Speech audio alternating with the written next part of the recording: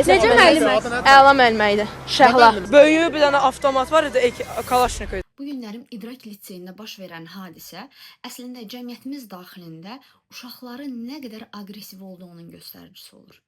Onların içərisində yığılmış bu aqressiya bu günlərim öz həmyaşıtları ilə və yaxud da ki, özlərinin gücü çatdığı insanlara öz gücünü göstərmək, özünü təsdiqlə başlayıbdır.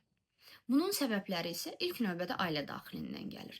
Çünki ailədə görülməyən, eşidilməyən, dəyəri bilinməyən uşaq ətrafda dəyərini göstərməyə cəhd eləyir.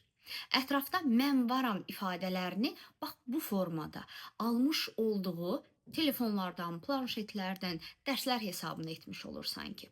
Çünki orada aldığı dərs o oyunlardakı aqressiya, o videolarda baxdığı şiddətli, dəhşətli video səhnələr olur.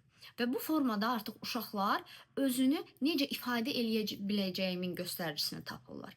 Çünki o uşaqlarla zaman keçirməyəndə, uşaqlarla vaxt ayıraraq həyatın müəyyən etaplarını izah etməyəndə, sadəcə sakit olum deyə əllərinə telefon verib özümüzdən uzaqlaşdırdığımız zaman artıq onlar bu cəmiyyət üçün yox, ilk öncə də özləri üçün təhlükə yaradılar. Uşaqlıq və yeniyetməlik elə bir dövrdür ki, bu dövr ərzində insanlar davamlı ünsiyyətdə olub öz duyğularını ifadə etməli və bu duyğuların fonunda nələr baş verəcəyini izah eləyərək qarşılıqlı ünsiyyətdə olmalıdırlar.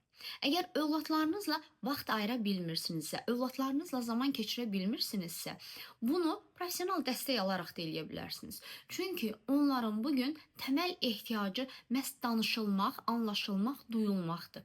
Bunların heç biri olmayanda bugün cəmiyyətin ən qorxulu vəziyyəti olan bu aqressiyalar ortaya çıxır.